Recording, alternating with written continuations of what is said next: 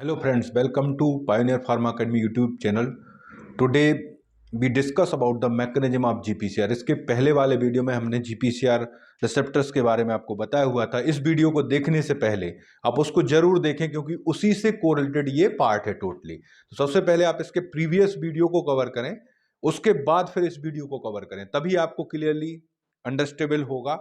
अगर आप डायरेक्ट इसको करेंगे तो बिल्कुल भी समझ में नहीं आने वाला है, क्योंकि ये रिसेप्टर्स के पार्ट होते हैं और ये बहुत लंबी प्रोसेस होती है इनको समझना। तो इनको सीक्वेंस में ही कवर करें आप। सबसे पहले मैंने फर्स्ट वीडियो में आपको आईसीआर आयन चैनल रिसेप्टर्स को बताया था, वो सिंपल रिसेप्टर्स था, वन वीडियो में कवर हो गया। लेकिन जीपीसीआर जो रिसेप्टर्स होता है एक बड़ा टॉपिक है और इसको सीक्वेंस में ही हम कवर करेंगे। तो इसके पहले वाले वीडियो में मैंने बताया था स्ट्रक्चर्स ऑफ जीपीसीआर और जनरल उसका इंट्रोडक्शन दिया हुआ था। अब हम बात करते हैं what is the mechanism of GPCR. GPCR का मैकेनिज्म क्या होता है। हमने देखा स्ट्रक्चर्स में 7 ट्रांसमीटर हेलिक्स रहते हैं, ड्रग बाइंडिंग साइट्स को इंटरसेलुलरी जी प्रोटीन से लिंक कर देते हैं। जैसे यहाँ ड्रग बाइंड करती है, यहाँ पर जी प्रोटीन चेंज होता है, जी प्रोटीन इफेक्टर पे काम करता है, टारगेट पर काम करता है और एक्शंस आ जाता है। ये मैंने आपको बताया हुआ था। अब बात करते हैं इसके भी अंदर स्टेप्स होते हैं। जैसे मैंने बताया था जी प्रोटीन्स जो होता है 3 यूनिट से मिलकर बना होता है, G alpha and G beta gamma. इसके पहले वीडियो में मैंने आपको बताया था जी अल्फा यूनिट सबसे इंपॉर्टेंट यूनिट है और बीटा गामा यूनिट्स उतने काम के नहीं होते हैं, सबसे मेन काम होता है अल्फा यूनिट का। तो वही सब हम डिस्कस करेंगे। What is the mechanism of GPCR. GPCR का मैकेनिज्म क्या होता है। GPCR mechanism divided into the steps. First step resting stage, second step binding of drug to the GPCR, third step dissociation of receptor complex and next one is the action on effector, so last termination of receptor action। तो ये 5 steps में divided है GPCR की mechanism. उनको मैंने step wise explain किया हुआ है। हम देखते हैं, आगे चलते हैं। सबसे पहले रेस्टिंग स्टेज। रेस्टिंग स्टेज जो होती है ये बनी हुई है आपके सामने। रेस्टिंग स्टेज जो रहेगी, ड्रग ने रिसेप्टर पर एगोनिस्ट ने बाइंड नहीं किया है, वो रेस्टिंग स्टेज में है। ड्रग बाइंडिंग साइट जो एक्स्ट्रासेलुलर है वो फ्री है, यहां पर कोई ने बाइंड नहीं किया, कोई भी ड्रग ने यहां पर बाइंड नहीं किया हुआ है। और यहां सबसे इंपॉर्टेंट पार्ट ये है, यहां पर देखें जी प्रोटीन है। जी प्रोटीन के अंदर जो फॉर्म है वो डायफॉस्फेट फॉर्म में प्रेजेंट है। ये किस फॉर्म में प्रेजेंट है? डायफॉस्फेट फॉर्म में प्रेजेंट होता है। यहां पर ये स्विच ऑफ है, ये स्विच ऑफ कंडीशन में है। सबसे मेन पॉइंट यही है कि डायफॉस्फेट फॉर्म में प्रेजेंट है। अल्फा बीटा गामा यूनिट्स मैंने लिख दिए हैं, लिखने की जरूरत नहीं, वो आपको अंडरस्टूड होना चाहिए कि जी प्रोटीन में 3 यूनिट होती हैं, अल्फा बीटा एंड गामा। तो यहां पे दिख रहा है आपको जी प्रोटीन है, इंटरनल साइट्स पर प्रेजेंट है, वो डायफॉस्फेट फॉर्म उसमें प्रेजेंट होता है, अल्फा बीटा गामा यूनिट से, मतलब इस रिसेप्टर कॉम्प्लेक्स जो है रेस्टिंग स्टेज में है, वो उस पर ड्रग ने बाइंड नहीं किया। जैसे ही ड्रग बाइंड करती है रिसेप्टर पर, जैसे ही यहां पर ड्रग ने बाइंड किया, सिग्नल गया यहां पर जी प्रोटीन के पास। जी प्रोटीन के पास जैसे ही सिग्नल पहुंचा तो वहां पे ये ट्राइफॉस्फेट फॉर्म में आ जाएगा। अब ट्राइफॉस्फेट फॉर्म में याद रखना है कि ये जो डायफॉस्फेट था, ये जीटीपी, ये कन्वर्ट नहीं होता कि डायफॉस्फेट से ट्राइफॉस्फेट बन गया, यहां पर एक्सचेंज होता है। ये डायफॉस्फेट रिमूव हो जाएगा और उसकी जगह बॉडी की और कहीं से क्या आ जाएगा? जीटीपी आ जाता है, तो एक्सचेंज होता है। सबसे मेन पॉइंट ये याद रखना है, कन्वर्ट नहीं होता है जीडीपी जीटीपी में। जो जीडीपी का डायफॉस्फेट फॉर्म एग्जिस्ट था वो एक्सचेंज हो जाएगा ट्राइफॉस्फेट फॉर्म से, ट्राइफॉस्फेट फॉर्म में आ गया। ये मैंने ब्रैकेट में क्यों लिखा? ये वाला फॉर्म अनस्टेबल होता है, ये दिखेगा ही नहीं, तुरंत ही यहां से डिसोसिएशन हो जाएगा। तो यहां पे जैसे ही ड्रग ने बाइंड किया, क्या होना है अंदर साइड में? जी प्रोटीन का जो डायफॉस्फेट है वो एक्सचेंज हो जाएगा ट्राइफॉस्फेट से। जैसे ही वो ट्राइफॉस्फेट से एक्सचेंज हुआ, ये रिसेप्टर कॉम्प्लेक्स को अनस्टेबिलिटी आ जाएगी, रिसेप्टर कॉम्प्लेक्स ब्रेक हो जाएगा, टूट जाएगा। रिसेप्टर 2 पार्ट में टूटेगा, जी अल्फा में और जी बीटा गामा में। तो यहां पे दिख रहा है थर्ड स्टेप होता है डिसोसिएशन। ये यहां पे मैंने आपको शो किया हुआ है, बट ये नहीं रहता है, इसलिए मैंने ब्रैकेट में लिखा है कि जैसे ही माइक्रो सेकेंड्स में वर्क होता है, ये एग्जिस्ट नहीं होती है वाली स्टेज। वो ट्राइफॉस्फेट फॉर्म जैसे ही आएगा, तुरंत ही जी प्रोटीन ब्रेक डाउन हो जाएगा। 3 पार्ट में ब्रेक नहीं होगा कि 3 यूनिट से बना है तो 3 में ब्रेक होगा, नहीं, 2 लोग अलग जाते हैं, एक अलग जाता है, जी अल्फा और जी बीटा गामा। जी अल्फा पार्ट में ब्रेक होगा और जी बीटा गामा में ब्रेक होगा। जब जी अल्फा पार्ट में ब्रेक हुआ और जी बीटा गामा में ब्रेक हुआ, अब क्वेश्चन आया, सर वो ट्राइफॉस्फेट फॉर्म जो आ गया था वो किसके साथ जाएगा? अरे वो आपस में नहीं, वो अल्फा यूनिट के साथ जाएगा, अल्फा यूनिट के साथ ट्राइफॉस्फेट फॉर्म है, बीटा गामा के साथ नहीं, ये पार्ट है वो जी प्रोटीन का, यहां पर है। अब ये यूनिट्स क्या करेंगी, जी अल्फा जो है सबसे पावरफुल यूनिट है, वो प्राइमरी इफेक्टर्स, जो प्राइमरी टारगेट है उस पे काम करेगा और मैकेनिज्म ऑफ एक्शन देगा।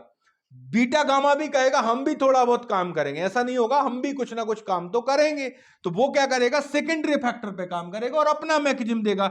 इन दोनों से मिलके अपनी बॉडी में फार्माकोलॉजिकल एक्शन आ जाएगा। तो ये इनका मैकेनिज्म है। अब जैसे ही फार्माकोलॉजिकल एक्शन आ गया है तो फीडबैक मैनर में सिग्नल जाएगा अल्फा यूनिट के पास, यार काम अच्छा खासा स्टार्ट हो चुका है, अब रोक दो वरना ज्यादा हो जाएगा, बॉडी में दिक्कत हो जाएगी, ज्यादा हो जाएगा। तो अल्फा यूनिट ने क्या किया, एक एंजाइम को एक्टिवेट किया, जीटीपीएज एंजाइम को एक्टिवेट किया उसने।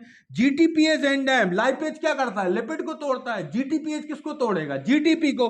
तो जीटीपीएज एंजाइम ने जो ट्राइफॉस्फेट फॉर्म था जिसके कारण ये सब स्टार्ट हुआ था, ट्राइफॉस्फेट फॉर्म को डाइफॉस्फेट फॉर्म में कर दिया।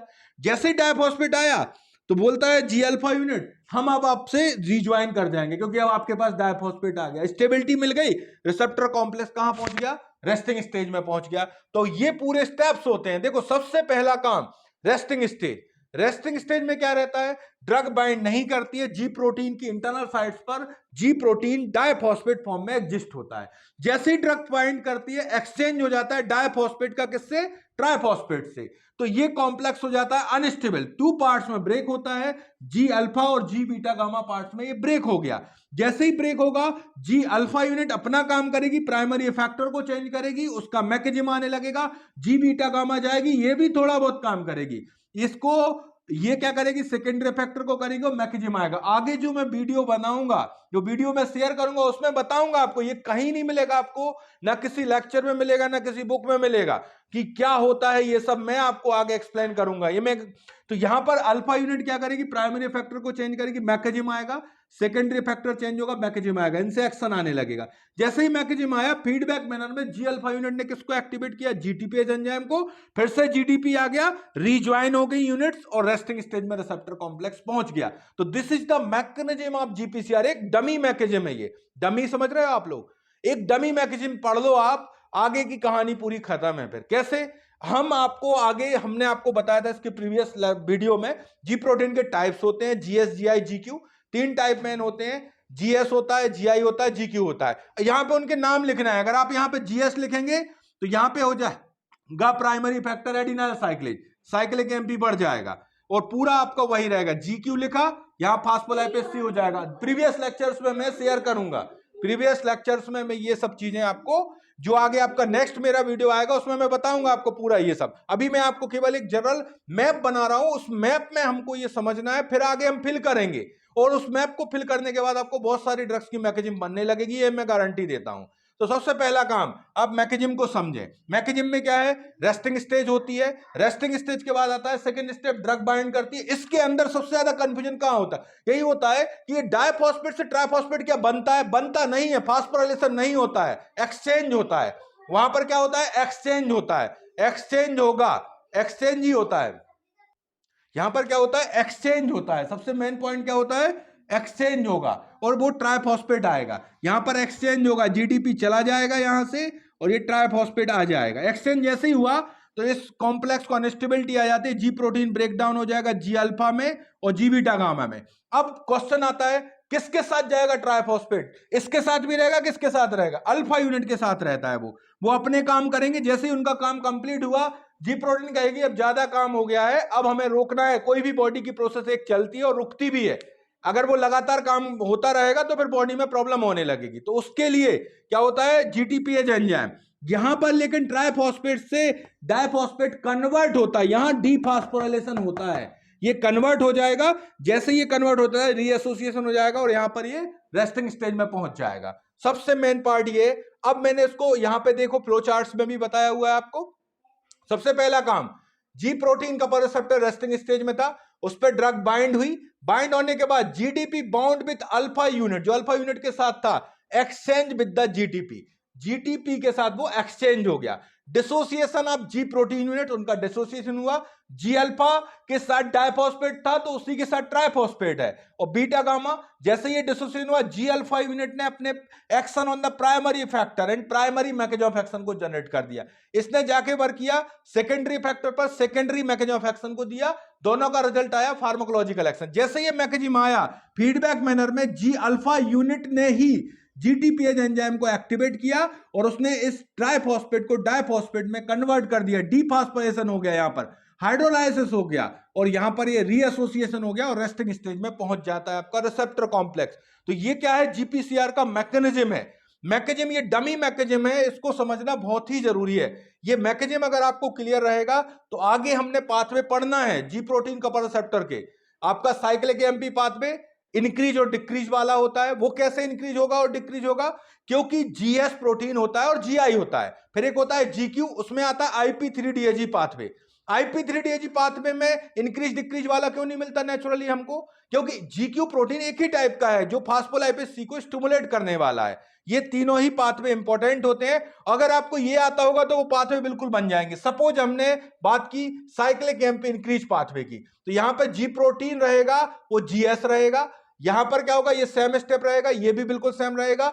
डिसोसिएशन ऑफ जी प्रोटीन में यहां पे आपको क्या लिखना, केवल जीएस लिखने लगोगे। यहां एस लगा दिया आपने, एक्स प्राइमरी फैक्टर की जगह नाम आ जाएगा क्लियर। अब एडिनाइल साइक्लेज आ जाएगा यहां पर, और यहां पे प्राइमरी एक्शन में क्या होगा, साइक्लिक एमपी बढ़ जाएगा, ये आ जाएगा। तो मतलब आपको केवल नाम चेंज करना है और पूरा पाथवे बनने लगेगा। तो इसके लिए सबसे इंपॉर्टेंट ये है कि आपको क्या करना है, सबसे पहला काम ये मैकेनिज्म आनी चाहिए आपको। अगर मैकेनिज्म आपको क्लियरली आएगी तो आगे भी आप बना सकते हो, क्योंकि बुक में आपको बहुत सारी ड्रग्स मिलेंगी। एगोनिस्ट रहेगी तो वो रिसेप्टर के जैसा काम करेगी, एंटागोनिस्ट होगी तो उसका अपोजिट काम करेगी। मान लो आपको आता है क्वेश्चन के प्राजोसिन का मैकेनिज्म बताइए आप। प्राजोसिन का मैकेनिज्म बुक में क्या लिखा है कि अल्फा 1 एंटागोनिस्ट होता है। अब उसके लिए सबसे पहले मैकेनिज्म अगर आपको एक्सप्लेन करना है तो अल्फा 1 रिसेप्टर का जो पाथवे होता है वो आईपी3डीएजी पाथवे होता है, मतलब इसमें जीक्यू रहता है। अब अगर प्राजोसिन का मैकेनिज्म आएगा तो वो आईपी3डीएजी को क्या करेगा, कम करेगा।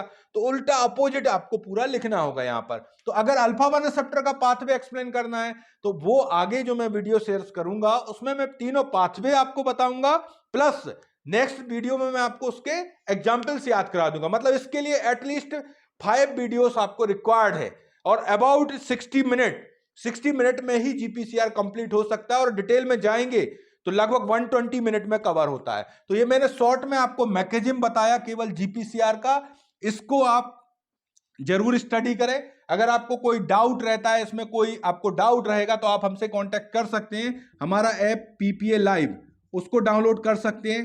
कॉन्टैक्ट नंबर 9584747350, इस पर कॉन्टैक्ट कर सकते हैं। अगर आपको कोई भी डाउट है इससे रिलेटेड तो हमसे आप डायरेक्टली शेयर कर सकते हैं। ओके, आप हमारे चैनल्स को जरूर लाइक करें, सब्सक्राइब करें और शेयर करें। ओके।